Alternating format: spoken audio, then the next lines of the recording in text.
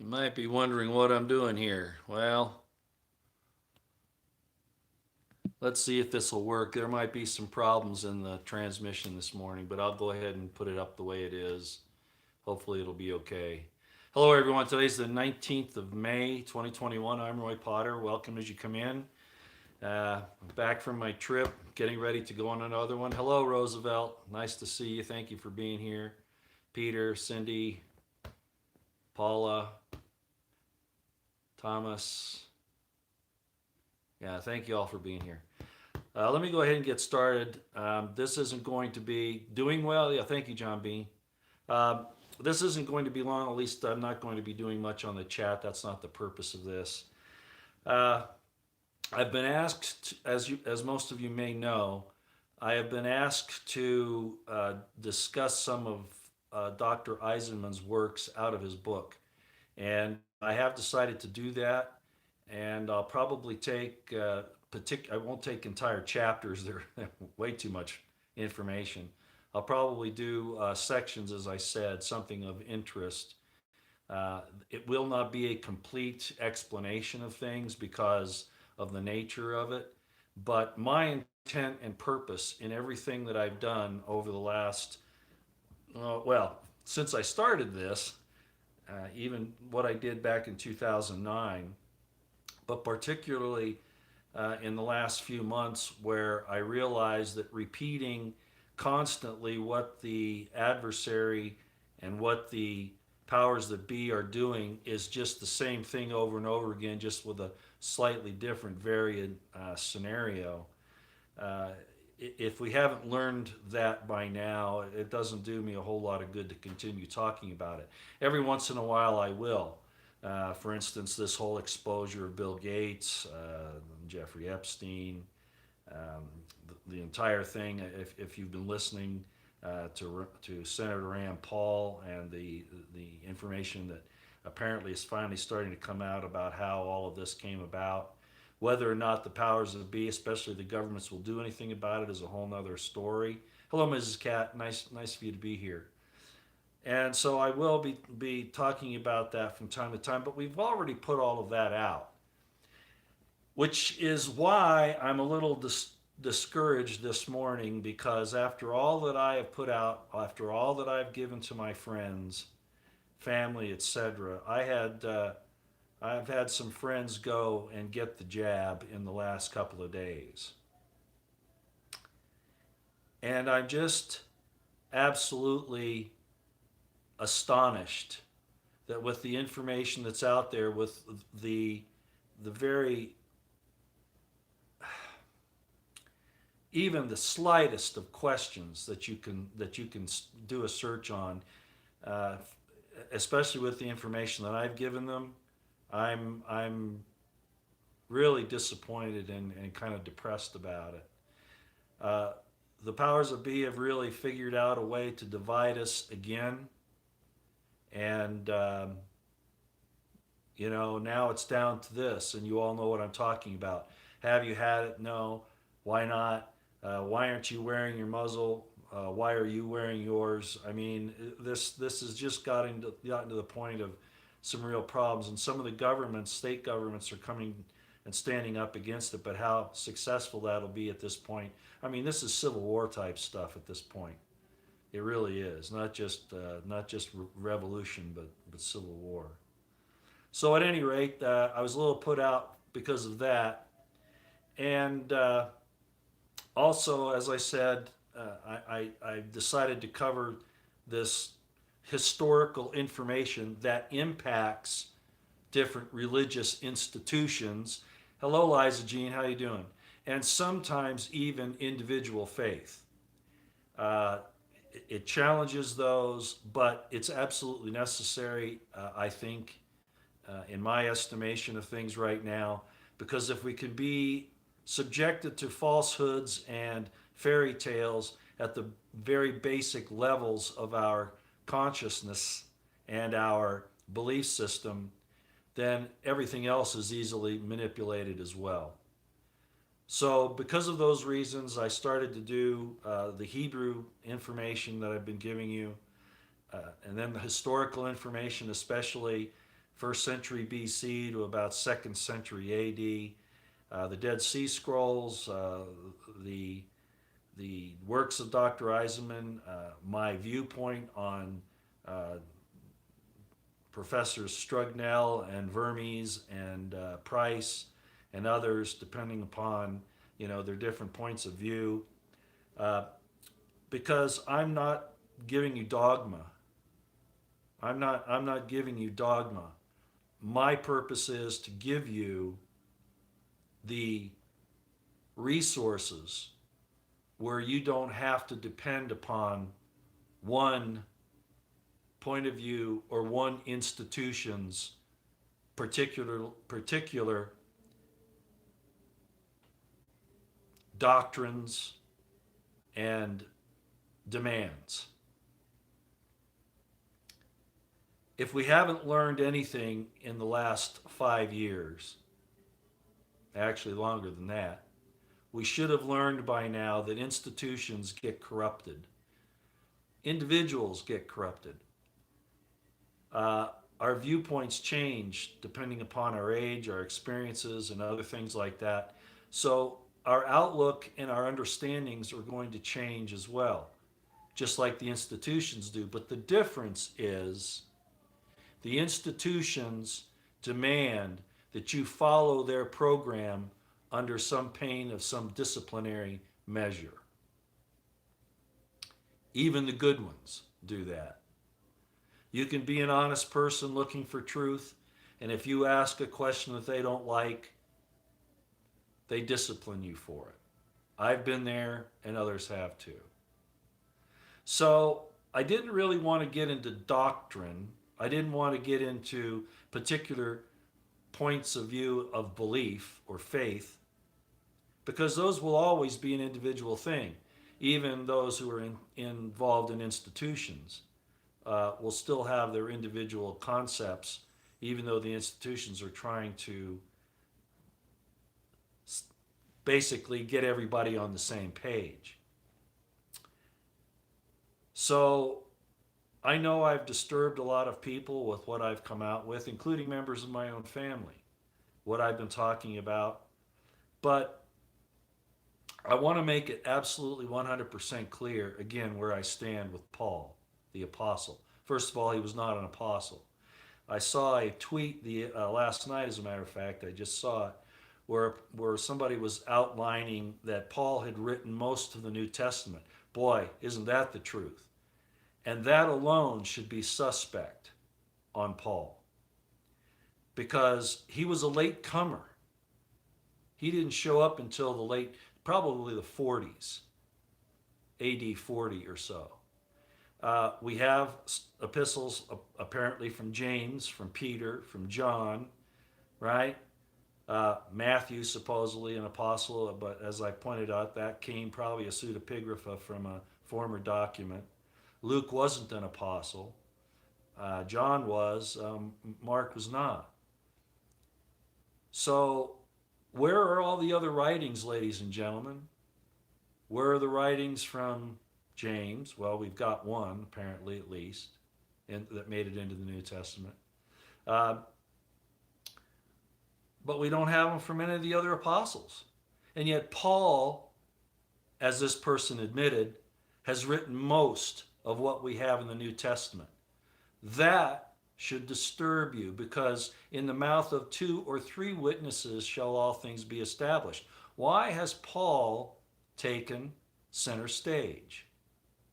And for what purpose? And to what end? Actually, Roosevelt, the disciples did write things, and that's what's in the Dead Sea Scrolls. But those weren't going to be included in the canon because they are contrary to the Pauline usurpation of the Jamesian community. These are historical. Okay? I'm not basing this on faith.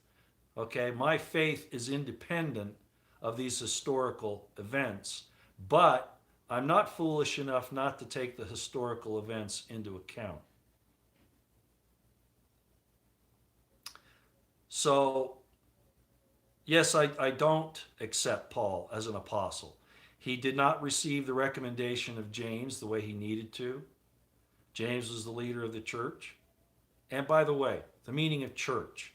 When John the Revelator wrote to the churches, the real meaning of the word church in Greek is ecclesia, which means basically to call out to a community, that kind of a thing. Uh, and that's what James called the overseas communities. When he wrote the MMT, and also in the New Testament, when he's talking about addressing the overseas communities, he's talking about those communities that John, the Revelator, then addresses in his revelation. And there were others as well. But ecclesia did not have the concept of some place where you go and have all of these vast riches and rituals and things like that. I'm not saying there's anything wrong with that, but that wasn't the concept. It was a community. And so when James sent out his rules for the overseas communities, which mirrored the rules for Qumran to a greater or lesser extent, depending upon what Nazirite vows were taken. And that's the historical. You can see that in Josephus. You can see it even in the early, writers like Irenaeus and Epiphanius and Origen and even Justin Martyr to some extent. But because I have no respect for Paul, because I can see historically what he really was, and I consider a lot of his writings to be, at first, number one, plagiarisms of the community in Qumran, and especially of James, plagiarisms, and then secondly, twists and turns so that he can control the communities in the Gentile areas and the diaspora. So he can control them, not James. And if he's in control of them, that means that Rome is in control of them.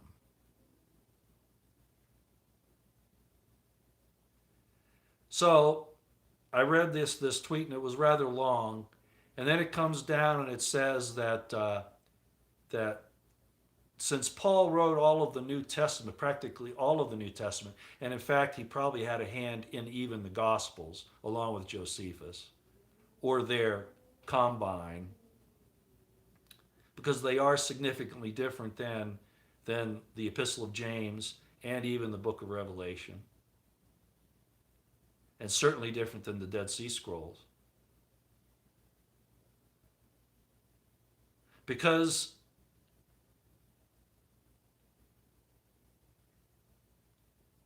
I have no respect for Paul,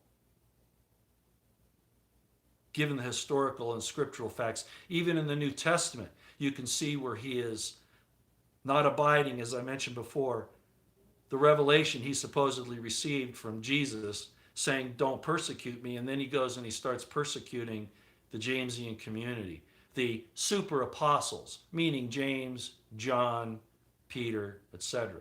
He calls them derogatorily the super apostles, that they're of no account. Really? So what happened to the early writings of all those apostles that we have nothing from, except James and supposedly Peter, that might be pseudepigrapha, and supposedly John? They were probably suppressed, ladies and gentlemen. Probably suppressed. For the interests of institutions, first of all, the Roman Empire, which, as I have explained, actually birthed Rabbinic Judaism and Christianity, especially the early Christianity that eventually became Catholicism. I have nothing against Catholics. I think it's more important that we understand that we're all under attack by the powers that be, satanic forces, than we get wound up in issues of dogma and doctrine. But since people seem to think that my approach to the Hebrew and the historical information that people put their lives and fortunes on the line to get to you, I'm talking about Professor Eisenman, for instance, I feel that it's wrong really to attack folks who are bringing these things up when we have evidence that there's been 2,000 years of lies and deceptions. So this person says that the fact that and they're not addressing me directly, but it was real obvious that I was the target. And I have a lot of respect for these folks. I really honestly do. But then it went to the pejoratives, that somebody who thinks like I do is a lunatic and a Mormon. Well, let me tell you folks, I was a Catholic longer than I was a Mormon. I've also been a Jehovah's Witness and all those other things that I've talked about. So I have a vast reservoir of information to pull upon, not just the dogma that or doctrine that I was raised on my whole life. I'm not here to defend myself. I'm here because I want you to not be intimidated by people who don't want you to search for the truth for yourself. Those who are defending institutions and their dogmas and their doctrines, rather than defending your right, your God given right, outside of their control to seek for the truth, they're a problem. And that's why I do what I do. Because I want to give you, again, the resources so that you can verify what you've been told independently of the institutions and those who support them. You can verify their information, or you can find out, of course, that there are problems with it. And there's nothing wrong with matching history and the original languages, and I'm talking about Hebrew, not even the Greek, with what you're being told.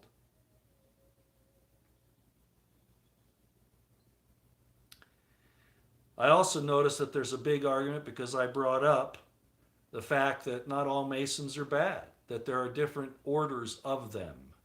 I explained the history of the Templars, for instance. So then I see that people bring up lists of what's truly Christian and what's truly Luciferian or Masonic, and they equate those two, Luciferianism and Masonry.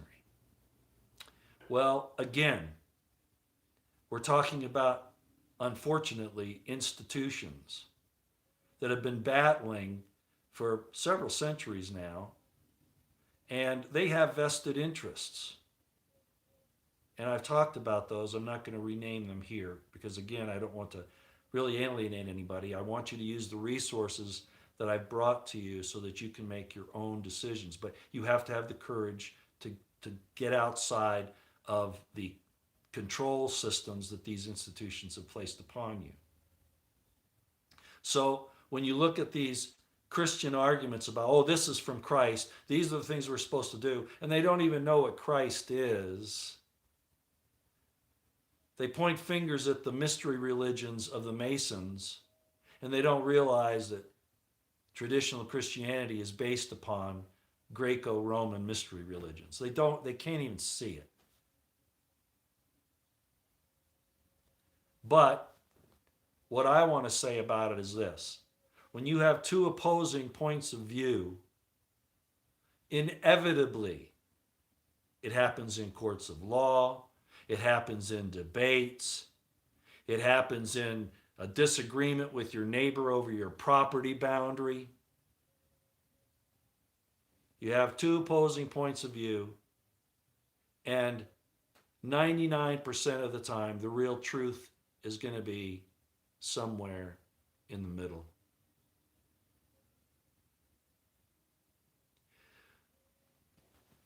If somebody discourages you or wants to discourage you or calls you pejoratives because you are trying to find out the truth for yourself, you need to be suspicious of those people.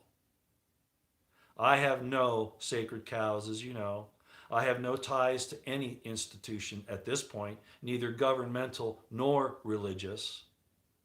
I can look at both from outside the boxes that they put up, the stakes that they put up, and can make my own judgments. As I quoted once before, there was Ms. Monroe in the movie The Last of the Mohicans, and they're trying to convince her to do something she doesn't want to do, and she says something that's not just brilliant but truth, and that is, I would rather make the gravest of errors than surrender my own judgment. Because if I surrender my own judgment, I'm surrendering to another man or woman. Not saying you can't consider what they tell you. So I didn't want anybody to think that I'm being bullied by somebody, especially when they, and I knew, again, I knew who they were talking to. They didn't mention me by name. But the pejoratives were pretty obvious. I can guarantee you I'm not a lunatic. Okay? As a matter of fact, I've had probably more psychological examinations than any of you. The Army and the police force that I was on, the Army was it was every 2 years. I do have a very recognizable psychological profile. I am an OC. Okay, I am that. I am an obsessive compulsive. I like things to be in their place, and everything has its place. A place for everything, and everything has its place. I am OC. That's why I'm so good at detail, especially in history, because I demand that things make sense. I demand it. I demand that my faith makes sense, because if I believe that a statue is my God, I might have the strongest emotionalism attached to that statue and call it faith, but I'm wrong to think that that's a God. We think institutions are any different. We don't think that the last 2,000 years, indeed the last 6,000 years, has been any different with the competing parties involved.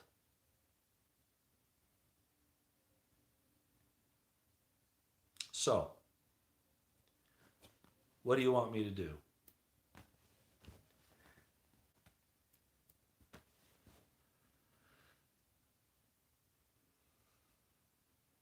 Anybody?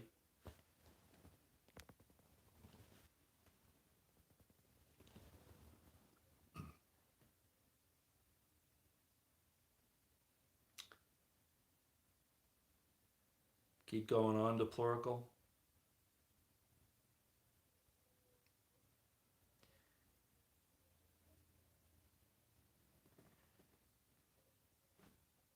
Okay.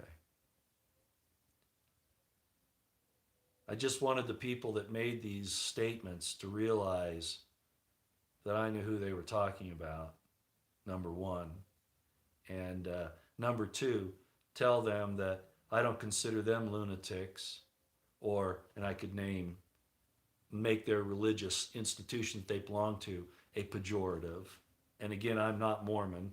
I haven't been for almost 4 decades. Like I said, I was a Catholic longer than I was a Mormon. And Mormonism shouldn't be a pejorative any more than Baptists, Presbyterians, or anything else. Everybody is where they are because they're trying to find their way, or they're taking advantage of a social system. Yeah, come out of the churches. Well, it's like I said, the idea of churches, when the book of Revelation is translated saying, to the 7 churches, and then they name the 7 churches, right? The angel names the 7 churches. It doesn't mean in that and this is why I say the culture is so important to understand. It doesn't mean the same thing that we think of as a church today. It just doesn't. It can actually even mean a political community, which is what Qumran was. It's what the Zealots were forming. And they had rules. And like I said the other day, I think I would have had a problem being a part of the Jamesian community, the way there in Qumran, at least in some of the stakes that they had set up. And I think the person that we know as Jesus had a problem with that too. frankly, even though his brother ended up running it. But the real bottom line is you're not forced to join at those very stringent rules. But if you join at that level, there were different levels of Essenes.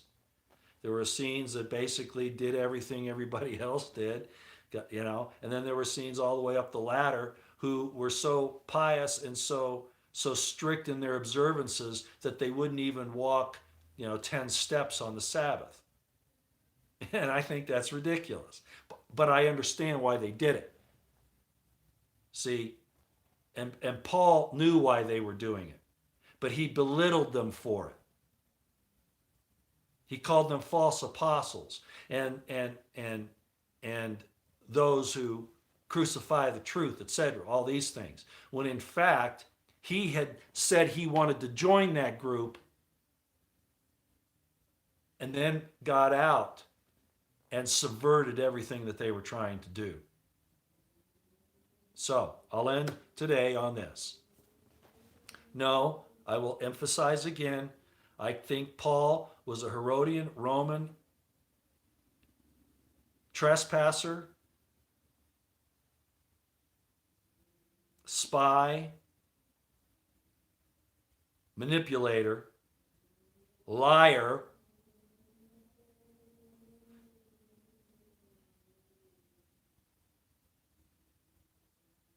and the Roman Empire picked up what he did, probably under their direction, what he was doing, and was able to control the religion that came out of it to make it a Greco-Roman, Hellenized mystery religion. And they did the same to Rabbinic Judaism.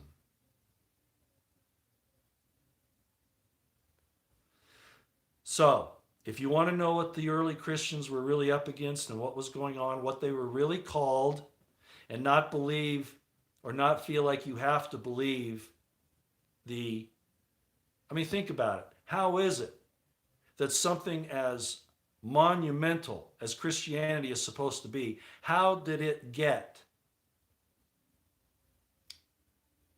the organizational power that it did? How?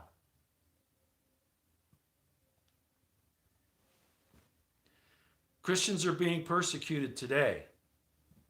Absolutely, 100%. But it's really not because they're Christians per se. It's because they're against, and this would go forward with any group of people. I know, I could name some people right now who have no Christian affiliation at all, but the government's harassing them. Why? Because they have these principles that they hold on to. The idea of liberty. The idea that government should be restrained. The idea that the human mind and heart are the repository of God's Spirit, not the government's repository. And you're seeing it today. Look at that lieutenant colonel. I called him a captain because I saw a picture of him when he was a captain, but he was actually a lieutenant colonel in Space Command. I forget his name. But they relieved him of duty because he wrote that the military is becoming Marxist. How long have I been saying that? How long have I... when I say the IC is our most dangerous domestic enemy, that includes the military, the DOD. It includes the military-industrial intelligence complex. I've been warning about the military, and especially the generals, the flag officers, for 2 decades at a minimum, maybe 3.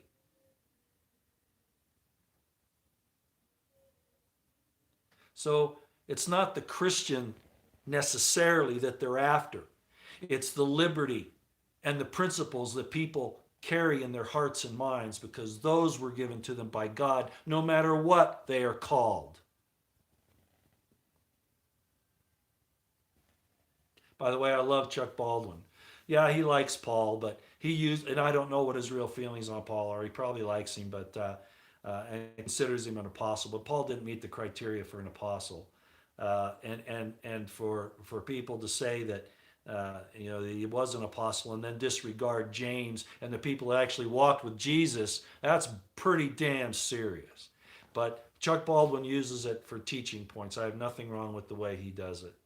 I have nothing wrong. I don't feel bad about it at all. I like Pastor Chuck Baldwin a lot. Okay, that's all I wanted to say today. I didn't want those people to think that I didn't notice, and I don't look for that, but it was pretty obvious. I mean, there's only one person that I know of that says that Paul was an imposter and a trespasser and a betrayer, and is a Mormon. And I was a little surprised with the pejorative lunatic, because I don't go along with the institutional. And that person actually has problems with the institution as it is today. But regardless, I just wanted them to know that I didn't miss that. Okay, and I am OC. Okay, obsessive compulsive. I notice things like that. All right, I'm going to go. I do have some things I want to do. I might head out on the road again today. Hopefully, you all are having a good day. Yeah, Ireland's going through horrible stuff now, and and the institutionalized churches are doing what? They're encouraging it. The institutionalized churches do what the government says. Oh, it's showing love. Look at these babies that were all sacrificed their lives for all these other people. They didn't sacrifice their lives, they were murdered. Yeah.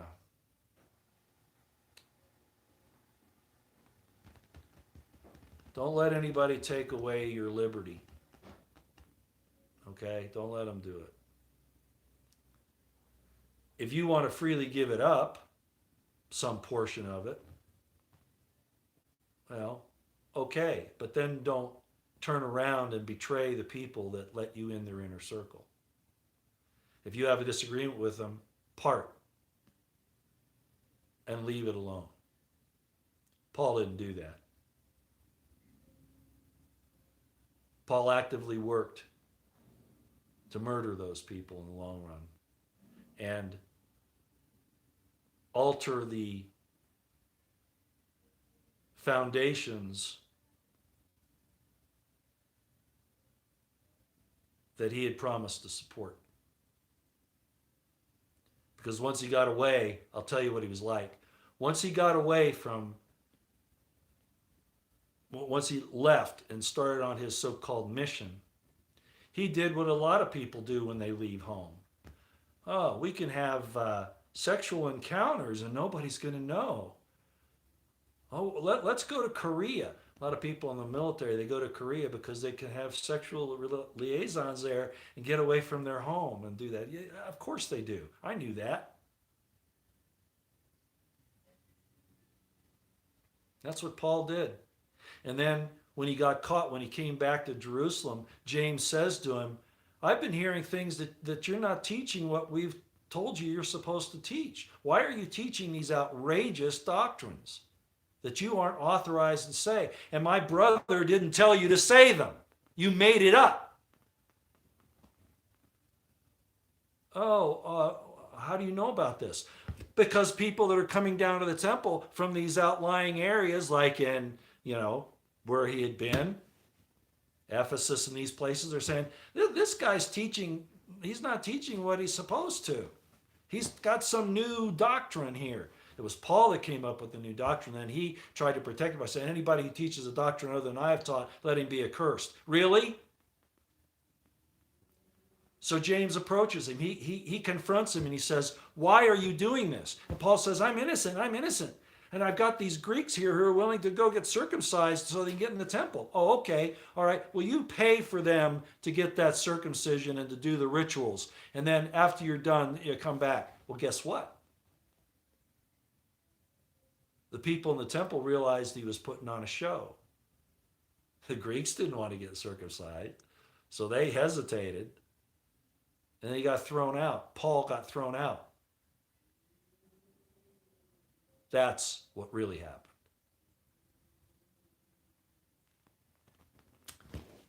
So that's where we are.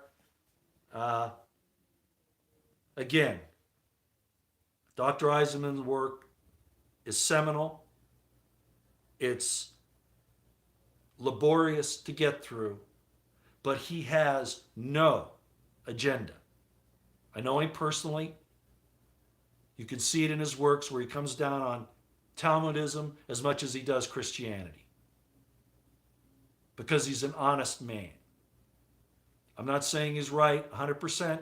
As I said, I disagree with him that James and Jesus would have been exactly the same. I don't think that. I do have some suspicions about who this Jesus was, as you all know, but he didn't have to be exactly like James unless it was James, and then they, in writing the stories, they wrote in aspects of the earlier messianic claimants, like I've explained, Judas of Sepphoris, Judas the Galilean, Athronges, because all those guys, a lot of them got crucified. So they could have amalgamated a bunch of characters into one, with James being the central figure, because they had to discredit what James was teaching, because that was what was standing against Rome's complete power grab. Reports coming in like crazy about EMP. That wouldn't surprise me. We're in a really delicate time right now. Okay, I think I've expanded enough on this. I think hopefully you understand why I bring these things to the forefront. If you can't separate your faith from the historical evidence, or maybe you find that to be a discomfort, maybe you shouldn't do it. That's up to you. Okay, that's entirely up to you. I'm not forcing it down anybody's throat. I'm saying, here it is. Search it out for yourself. My viewpoints, I haven't gone as far as I could. I don't think it's my place. I was warned by a close friend, don't cast your pearls before swine, Roy. True statement. That was, by the way, that was a Qumranian statement from James. Did you know that? It's in MMT. When James wrote the letter to the king of Edessa, that's who that was to. And he said, don't argue with the unintelligent, the brute force type people, the people that don't have a brain. Don't argue with them. You're wasting your time. And that's essentially what morphed into don't cast your pearls before swine. So you know who you are who told me to say that, or gave me that advice. But for some reason or other, I've been encouraged to show a few things. All right. Yeah, Roosevelt just said it very well. Don't argue with those who are clearly not willing to investigate. Yeah, condemnation before investigation is a very, very serious deficiency. Very serious. If detectives did that, well, they have. I mean, the FBI did it, right? Well, they threw everything together, but they condemned before they fully investigated, didn't they? Yeah. Well, the same thing can happen to you on a spiritual or any other level. Condemnation before investigation is just, you're really hurting yourself more than anything else. Okay. All right, I got to go. I hope everybody has a great day. It's already been 40 minutes. Thank you for coming, and I hope you didn't mind indulging me on that, so that I could make sure that people know that I do notice. Okay, I might not be upset about it, but I do think that under this circumstance I needed to address it, because I don't want anybody else to feel that they should feel guilty, that God's going to punish them, or that they're going to be burned at the stake by the Inquisition because they have questions. God is not afraid of questions. Come, it's in Isaiah, come and let us reason together as one man reasons with another. See y'all later. Take care.